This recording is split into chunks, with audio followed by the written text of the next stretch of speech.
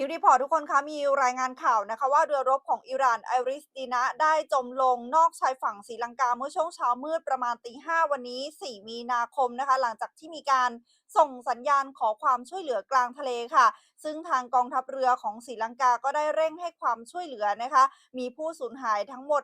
101คนแล้วก็ผู้บาดเจ็บอีก78คนค่ะเบื้องต้นก็ยังไม่มีรายงานยืนยันออกมาชัดเจนนะคะว่าเหตุการณ์ที่เกิดขึ้นนั้น เกิดจากการถูกโจมตีหรือว่าเกิดจากสาเหตุใดนะคะเบื้องต้นอยู่ระหว่างการตรวจสอบที่แน่ชัดอีกครั้งหนึ่งค่ะ